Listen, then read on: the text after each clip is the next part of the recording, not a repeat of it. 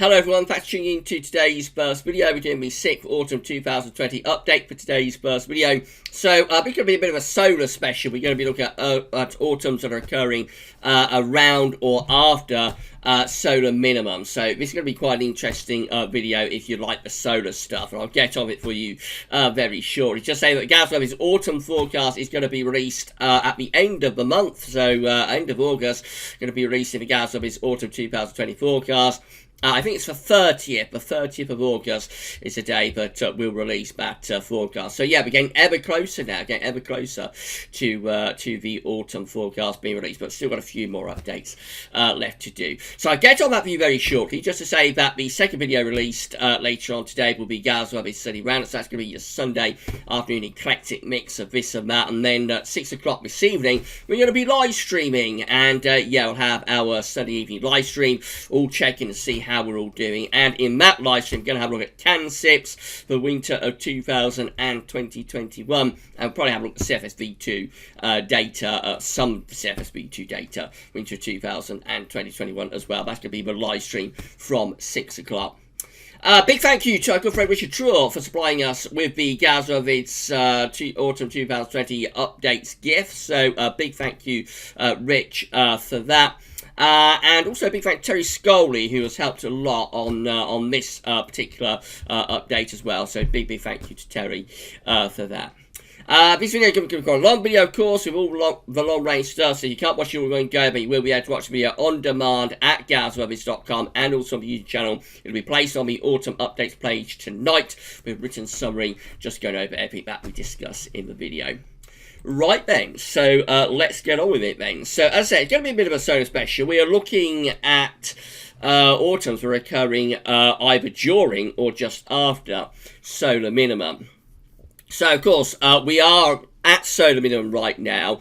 We don't know whether we are still within the solar minimum of solar cycle 24 or whether we have started solar cycle number 25. This is how the solar disk is looking on our side of the disk today when I'm doing this video on the 1st of August. So we've got two sunspot areas, but solar activity is of course at very low levels and has been at very low levels for a couple of years now, really, and particularly so in the last year to 18 months. So what complicates it is that you never quite know when you have ended one solar cycle and started another. So potentially we are still within solar cycle number 24, and if we are, then this autumn will be like the solar minimum autumn, if you like, a solar cycle number 24. It'll be the last autumn of the solar cycle. But also, potentially, we could have already started solar cycle number 25. So this could be the first autumn of solar cycle number 25. We rather suspect that this is actually the first autumn of solar cycle 25, but we are in or within solar cycle 25, and we will get an announcement quite soon from NASA to tell us that we started solar cycle 25 some months ago. But at the moment, we've still got to assume that we could either be like at the end of solar cycle 24, or we could be at the start of solar cycle number 25. And so it makes it a little bit more complicated for our updates right now, as we have to show you, both both sets of analogs. So let's go on with it then. The first set we're going to show you is for solar minimum autumn. So all these autumns are occurring almost bang on solar minimum. They're like the final autumns of their solar cycles. So the first solar minimum autumn is the autumn of 1843, and this one has above average heights over and to the west of the north of the country. It's a rather anticyclonic autumn, and could be a bit on the chilly side as well. Could be bringing in a wind from like a northerly or northeasterly direction. So the next autumn occurring with solar minimum is going to be the autumn of 1853. This is a rather easterly autumn with a Scandinavian high, a suggestion of easterly winds, probably quite dry. Low pressure, let's change the colour, low pressure is pushed away to the south with a jet stream as well. So, of course, autumn's a transitional season. So, if you've got an easterly autumn from beginning to end, then in September, that's going to be quite warm. Easterlies in September will be quite warm. Easterlies in November, though, are going to be an altogether different kettle of fish, and they'll be much, much colder. Overall, a rather anticyclonic and easterly autumn, by the look of it, in 1853. The next solar minimum autumn is 1867. And this one has above average heights, high pressure out to our west. So already we can see there is a bit of an anticyclonic signal with a lot of these autumns, although differing in the placement of that ridge. But you can envisage that a lot of these autumns so far anyway are pretty dry. And this one's probably relatively mild as well, because I think there's more of an Atlantic driven flow involved with that one. This is a change though. This is the autumn of 1878. This is a much more unsettled and also much colder autumn. Yes, we see the below average heights across much of Western Europe, deep trough of low pressure. Notice also quite a lot of low pressure in the tropical Atlantic. Very, very active, hyperactive hurricane season in 1878. And of course we also have this blocking signal up towards Greenland as well. So this is a very, very unsettled autumn. It's a cold and wet autumn in 1878, with the northern blocking setting up what is going to be a severely cold winter for 1878-1879. Next autumn is 1890, and we are back to like the anticyclonic sort of signal, with this solar minimum autumn has above average height sitting over and just to the west of the country, so it's a relatively dryish sort of autumn, and probably relatively mild autumn as well, as it looks like we're drawing a wind from off the Atlantic Ocean. Then we've got the autumn of 1902, another pretty anticyclonic one. That definitely seems to be the signal within a lot of these years at the moment. Anticyclonic autumns with low pressure kind of to the west and to the south. Winds again likely to be coming in from an easterly direction. So you would have thought relatively warmish autumn that, but also quite dry. Then we've got the autumn of 1913. This is a warmer but more unsettled autumn. Has below average heights to our west, and it also has above average heights to our east. And so this would bring up a lot of very mild or quite warm southerly winds, southerly influences. But with low pressure just to the west, obviously it will be quite an unsettled autumn as well, with that solar minimum autumn in 1913. We have 1923, and this one just looks like an exceptionally wet autumn. So now we are firmly away from high pressure under low pressure. So this is an exceptionally unsettled autumn, a deep trough of low pressure across much of Western Europe. So yeah, that's just a really unsettled and probably relatively mild autumn. These are very, very unsettled autumn indeed. Then we've got the autumn of 1933, which again is another solar minimum autumn. This one with below average heights to the south and above average heights to the north. And so this would lead to us bringing in an easterly flow. That's potentially a more anticyclonic autumn again, a rather drier autumn. Could be a little bit on the colder side, but especially later if the winds are going into the east and into the northeast too. Autumn 1944 is our next solar minimum autumn, with again below average heights extending through much of northern and western Europe. Above average heights pulled out into a bit of the Atlantic, the flow and the jet doing something a little bit like that. And so the autumn of 1944, again looking quite unsettled. It is a more Atlantic driven autumn though, so quite a mild autumn, quite a warmish sort of autumn a lot of the time I think.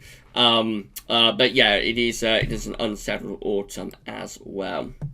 Autumn 1954, very unsettled with this one. Deep low pressure below average heights to our north, high pressure to our south, bringing in a strong westerly flow. That's a very Atlantic driven and wet autumn in 1954. It is also a mild autumn. It has quite a cool, although it has quite a cool September. Autumn 1964 goes back towards more anticyclonic conditions. So this solar minimum autumn is a drier one with higher pressure just over slightly to the west of the country. So that's a drier autumn 1964, and again probably relatively mild too. Then we've got the autumn of 1976 showing up next. So this ends the daddy of hot summers in the summer of 1976. It does so in spectacular style as we go into exceptionally wet autumn in 1976 with some higher pressure up to the north. But the main thing about this autumn is that it is just phenomenally wet, and we make up that prolonged dry spell from the mid-1970s pretty much in one season. By the end of the autumn of 1976, pretty much the rainfall had been made up from most parts of the country. Very, very wet autumn in 1976. It was a solar minimum autumn too. 1986 is our next solar minimum autumn with above average heights to our south and below average heights to the north. This is a rather westerly autumn. Generally relatively quiet. There's a lot of dry weather through this autumn, often pretty mild, although it does have a very cold September. September of 1986 is a very cold month. The last time I think it had a September with a CET in the 11s, so it's a very cold September. And but it is pretty dry as well in that September, and most of this autumn has quite a lot of dry weather. Autumn 1996 is a rather colder one too. This one has a trough of low pressure more towards the east of the country and a ridge of above average heights pulled out to the west. Jet stream is on a bit of a northwest southeast alignment here. And so, yeah, but it's a relatively dry September. October's quite a mildish and unsettled month, and then it has a colder November in 1996 with some early snowfalls at times during that November. And then the last solar minimum autumn is in 2008. So the last time we had a solar minimum autumn was 2008, although it may have been 2019, and we won't know until we have confirmation. But it's possible the autumn of 2019 will actually be the last, our last solar minimum autumn. But until we get confirmation, we don't know for sure. So as far as we know, the last solar minimum autumn is 2008. This one's a rather colder autumn as well, with the jet stream going on a north-west-southeast alignment. So this has early snowfalls at the end of October 2008. It has regular cold snaps through November 2008, and it also has a cool and quite wet September as well. Right, so let's put all of those years together then. So this is how all Septembers combined are coming out when we have a solar minimum autumn. So this is kind of like all Septembers combined at solar minimum. It's a relatively anticyclonic signal actually for these Septembers, with above average heights over and just to the west of the country. Quite a lot of dry weather would be expected on average with these autumns. Of course, there will be years within the package that deviate. For example, 1954 I think had quite a wet September, as did 1976 of course. But overall, putting all of the years together, it is more of an anticyclonic signal for these Septembers. October's combined though looks unsettled. All October's combined around solar minimum does look unsettled. Deep troughs of low pressure through the north and the west of Europe. The jet stream is pushed southwards as well. So yes, a very wet signal, unsettled signal for those Octobers. All Novembers combined occurring very close to solar minimum. It looks like that. Again, quite an unsettled signal for much of Western Europe. Above average heights though pulled out into the Atlantic. Jet stream on the flow doing something like that. So again, a rather unsettled looking signal for the Octobers. Probably not overly cold, although there will be colder Novembers within that package. But generally there's not a great deal of northern blocking in a position to deliver cold weather to us. It just looks like October and November are quite unsettled after the drier September. All autumns combined around solar minimum look like that. Overall an unsettled signal with deep low pressure across much of Western Europe. Bear in mind we do have an anticyclonic signal for September, and most of that unsettled weather is down to what's happening in October and November. Narrowing things down to all solar minimum autumns combined post excuse me, post 1950. This is how all Septembers combined come out. Much more unsettled signal, interestingly, once we exclude the years before 1950. With years just after 1950, which is only 1954, 1964, 1976, 1986, 1996, 2008, we tend to favour taking higher pressure up towards Greenland, having lower pressure across the north and the west of Europe, which leaves us doing something like that with the flow and with the jet stream. And so that would be actually a very unsettled signal potentially for those Septembers now, with the high pressure pushed up further northwest as kind of more like a northern blocking type scenario. All Octobers combined just continue to look very unsettled, really, with low pressure coming in from off the Atlantic, winds in from the westerly direction. So yeah, all Octobers combined just continue to be Atlantic driven and very unsettled. All Novembers combined also post 1950 around solar minimum, looking like this: low pressure to the north, high pressure to the southwest, winds are in from a westerly direction, and so those are going to be again quite mild but also unsettled and Atlantic driven. All autumns combined at solar minimum post 1950 are unsettled, with deep low pressure across the North Atlantic, high pressure in the Azores, winds in from west. These are Atlantic driven autumns, so they're unsettled, but they are also quite mild as well. The only difference between the two sets really is that September is a more unsettled month when we just look at the years beyond 1950 and exclude the years before 1950. Okay, so that's the first set of solar minimum analogues done and dusted. We'll be back in a moment, and then we're going to have a look at the autumns recurring within the first year of the new solar cycle. So these are like the first autumns of the next solar cycle, if you see what I mean. And that's really where we think we probably are with this autumn. We think this is probably going to be the first autumn solar cycle 25. But again, until we get that confirmation that we started solar cycle 25, we have to look at both sets of analogues.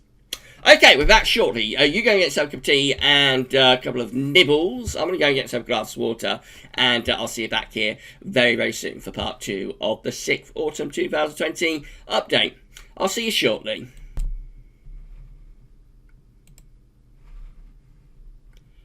Okay, we're back.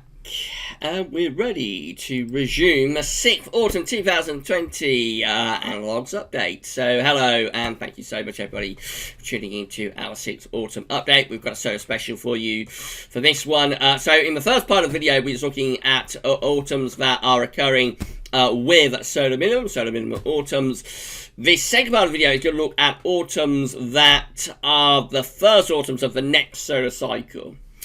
And we assume that's probably where we are for this autumn of 2020. We think this will be the first autumn of solar cycle number 25, but until we get confirmation that we've started solar cycle number 25, we can't say for certain. But this is really the set that we think is probably most relevant, actually, to this year's updates. Right, so just say if you're enjoying this video, please give us a like on the video. Let us know in the comments what you think, and don't forget to subscribe to the GavsWeatherVids YouTube channel. It is Subscribe Sunday, so yeah, have a sub if you haven't yet done so. Right, so let's get on with it then. We're going to start off with the first autumn of the new solar cycle with 1844. So the autumn of 1844 is the first autumn of a new solar cycle. And this one has above average heights to the north, below average heights to the south. Winds are in from the east, so this is a rather blocked autumn. It has northern blocking, probably quite a cold autumn. 1844, with winds regularly coming in from an easterly direction, cold and dry, with of course later on wintry potential. Our next first autumn of a new solar cycle is the autumn, or our next autumn I should say, of the new solar cycle is 1854. This one with above average heights to our west, below average heights to our east. Winds are coming in like that. So again, it's a relatively dry sort of autumn mist because the Atlantic is blocked off. But you will think that it's probably quite a coldish autumn as well, with winds tending to be coming in from more of a northerly direction. Our next autumn is 1868. Again, this is an autumn that's going at the start of a new solar cycle, first autumn of a new solar cycle. This one with above average heights to the north and northwest, below average heights to the south. It's quite a cold autumn, this. After a very hot summer in 1868, an exceptionally warm winter in the winter of 1868-1869, the autumn of 1868 is actually quite a coldish autumn and relatively dry as well. Then we've got the autumn of 1879. This is a part of an exceptionally cold year, of course. 1879 is the last time we had an annual CT in the 7s. This one with high pressure to the north, west of the country, winds in from the north. This is a cold and dry autumn with regular wintry potential later on. Part of an exceptionally and abnormally cold year in 1879. So the next autumn, which is the first autumn of a new solar cycle, is 1891. This one is a warmer, wetter autumn with deep low pressure over and to the west of the country. Winds tend to be coming up more from the south and southwest both, so it's relatively mild with this autumn, but it is also a very wet autumn as well. Then we've got the autumn of 1903 with a deep trough of low pressure stuck over the top of the country, so that just looks like a very unsettled, quite wet and mild Atlantic-driven autumn too. The autumn of 1914 is our next autumn at the start of a new solar cycle, with above average heights out to our western northwest, below average heights over across east parts of Europe. So probably quite a dryish sort of autumn that.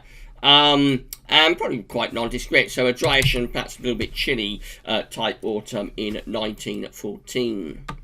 Autumn of 1924 shows up next. This one again quite warm and wet with low pressure out to west, high pressure to the east. Winds are coming up from the south, so that is an unsettled autumn again, quite a wet autumn, but also relatively mild. Then we've got the autumn of 1934 as another autumn. That's the first of a new solar cycle. This one with low pressure to the north, winds are in from the west. That looks like quite an unsettled autumn as well. The autumn of 1945 is more anticyclonic, with above average heights tending to be centred over to the north of the country. Winds are in from an easterly direction probably. It's quite a warmish autumn, I think, in 1945, part of what was quite a warm year in 1945, and relatively high pressure dominated and anticyclonic. This one is also quite anticyclonic. It's the autumn of 1955 with above average heights just out to the west, northwest of the country. So again, this is another quiet autumn. Really not a lot going on. It's like a continuation of what was a very hot summer and dry summer in 1955. Still quite anticyclonic into the autumn, so a very dry autumn in 1955. This is 1965, much colder and wetter with this one. Northern blocking to the north, below average heights, low pressure to our south. So yeah, that's a much colder and wetter autumn, very unsettled autumn, and particularly by November it is getting really quite cold as well. The autumn of 1977 is our next autumn occurring at the start of a new solar cycle. This one has low pressure to the north of the country, higher pressure to the south, winds are sort of westerly. It's the autumn I was born in, actually, and it's quite a nondescript sort of autumn, really relatively mild, but also quite wet and unsettled. The autumn of 1987 shows up next. This is a very wet autumn, very unsettled autumn. Of course, it does include the storm of the 15th to 16th of October, 1987, which flattened so many trees, of course, so much devastation across southern parts of England. But overall, the autumn of 1987 is a mild and wet autumn with a particularly wet October. Autumn 1997 is more anticyclonic. This is a drier autumn with above average heights centred just to our north, below average heights out to the west. September and October of 1997 are relatively dry and quite warm. Gets colder but stays dry in the final week to 10 days of October 1997. And then in November 1997, this trough of low pressure is unleashed and we go into a very wet but also warm November. And then finally, the last time we had an autumn at the start of a new solar cycle was the first autumn of solar cycle number 24. And it's the autumn of 2009, and this one of course is a very dry and anticyclonic autumn as well, with lots of high pressure across much of Western and Northern Europe too. The low pressure in the Atlantic does give the game away for what happens later on though, so we have a drought, really, have an autumn drought through September and October of 2009. But eventually that drought does break, and November 09 is exceptionally wet and also very warm month as well, very mild November. There's very little sign of the cold winter, you'll notice, for 09-10 that's going to arrive, but we do actually have some northern blocking around, just not in a position to give us anything cold through that particular autumn. But maybe there's one or two hints of a northern blocking that will arrive for the winter of 09-10. But overall, this is quite a warm autumn, relatively dry through September, October, or very dry through September, October, and then exceptionally wet in November. Right, let's put all of that lot together then. So this is how all Septembers combined are looking for the first autumn of the new solar cycle. And again, overall, relatively anticyclonic signal with above average heights sitting across much of Central and Western Europe. Below average heights pushed out to the northwest. Jet stream pushed northwards too. So we're into a relatively anticyclonic, and you would have thought quite warmish autumn as well, with winds in from a south to southwesterly direction. All Octobers combined for the first autumn of the new solar cycle takes high pressure to the north and has low pressure to the south, so a relatively dry but potentially rather coldish sort of signal for the Octobers combined. All Novembers combined for the first autumn of a new solar cycle gets quite interesting. We definitely strengthen that northern blocking signal up towards Greenland and Iceland. High pressure up there, deep low pressure to the south, and you could envisage that there is a bit of an EC potential with these November. So maybe in an autumn that gets colder and colder as it goes along, with a chance of a rather wintry November. All autumns combined for the first autumn of the new solar cycle looking like this. Relatively anticyclonic overall, with above average heights to the north, below average heights to the south. So probably not overly wet with these autumns. But bear in mind, September looks relatively dry and warm. By November, we're probably talking about relatively dry but really quite cold conditions potentially. And then lastly, just narrowing things down to the years post-1950. So these are all autumns combined for the first autumn of the new solar cycle. Post-1950, it only includes 1955, 1965, 1977, 1987, 1997, and 2009. Overall, still an anticyclonic for these signal for these Septembers, with high pressure across much of northern and Western Europe. Low pressure is up to the north. Jet streams push northwards as well. A lot of dry weather on offer with both Septembers, and quite warm too. All Octobers combined post 1950. Again, the high pressure signal goes on with these Octobers. Winds are in from an easterly direction. Again, it looks pretty dry there, and potentially quite warm again as well. Though under that ridge by October, I suppose it could be starting to get a bit colder. And then all change for all Novembers combined post-1950. We suddenly switch from high pressure to low pressure, deep low pressure coming in from off the Atlantic. Look how the northern blocking signal is strengthened towards Greenland. These Novembers do have some wintry potential actually. interestingly, if that blocking gets strong enough and forces the jet stream far enough south. On face value, the chart is just indicating like a very, very wet November.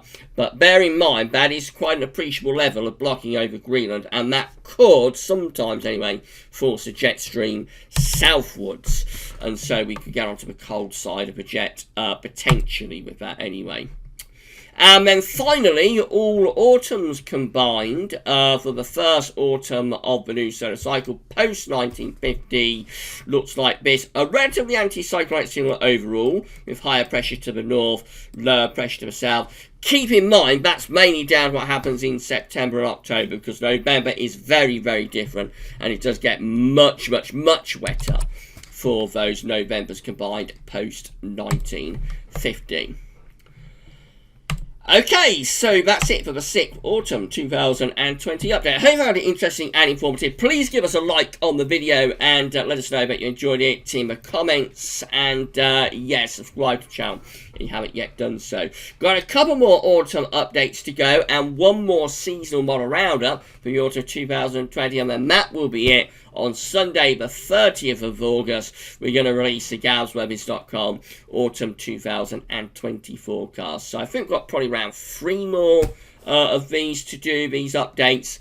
And then we'll be out of time. It will be time to release the GavsWeatherVids forecast for the Autumn 2020. Getting ever closer. But we will still bring you a couple more updates before then. Right, this video will be placed on the autumn updates page, and there'll be a written summary that goes with it as well. And I'll get that up for you this evening. We're going to have GavsWeatherVids Sunny Roundup coming up just after lunch. That'll be an eclectic sunny afternoon mix of this and that. And then from 6 o'clock tonight, going to be live streaming. So, yeah, we're going to be live on the YouTube channel, on GavsWeatherVids.com, and across all GavsWeatherVids platforms. And we'll be, within that live stream, we'll be looking at winter 2020-21 with CanSIPs and also some CFS V2 data, winter 2020-21 as well, I'm quite sure. So I'll see you live at 6. Before then, though, GavsWeatherVids Sunny Roundup coming up around or just after lunch. For this 6th Autumn 2020 update, that's all for now, and thanks for watching.